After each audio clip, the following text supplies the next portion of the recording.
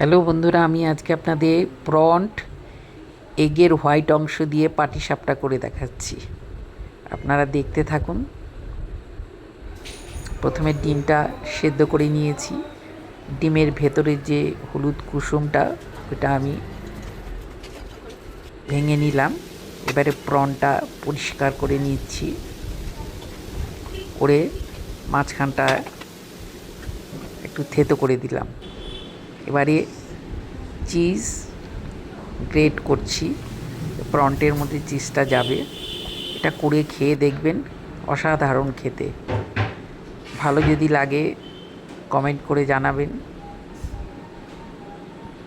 আমার পাশে থাকবেন, লাইক শেয়ার করবেন। চিজটা হয়ে গেছে গ্রেট করা। এবারে ডিমের হলুদ অংশটা এই চিংড়ি মাছের ওপরে সব দিয়ে দিলাম। এবারে স্বাদ অনুযায়ী নুন দিয়ে দিলাম। এবারে চিলি ফ্লেক্স দিচ্ছি, চিলি ফ্লেক্স দিয়ে দিলাম। এবারে দেব গোলমরিচের গুঁড়ো। চিলি ফ্লেক্সের পরে দিচ্ছি গোলমরিচের গুঁড়ো। আপনারা একবার বাড়িতে ট্রাই করে দেখবেন। আচ্ছা, এবারে চিজটা দিচ্ছি ওপরে। করে এটা সব কিছু একসাথে ম্যারিনেট করে নিলাম চিংড়ি মাছের সাথে। এবারে একে একে ফ্রাই করব। প্রথমে বাটার দিলাম ফ্রাই প্যানে, দিয়ে একটু ব্রাশ করে দিলাম। দিয়ে এবারে ডিমের কুসুমটা তুলে নিচ্ছি আমি, সাদা অংশটা দিয়ে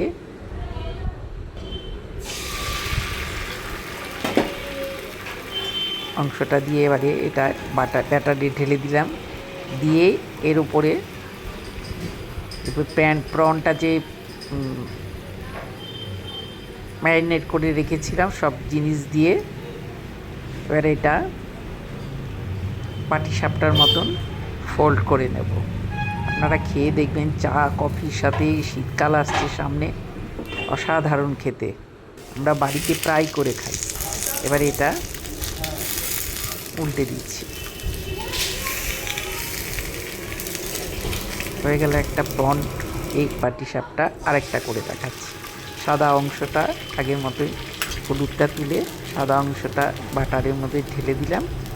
দিয়ে আরেকটা প্রন্ট দিয়ে হয়ে গেল আমাদের প্রন্ট এগ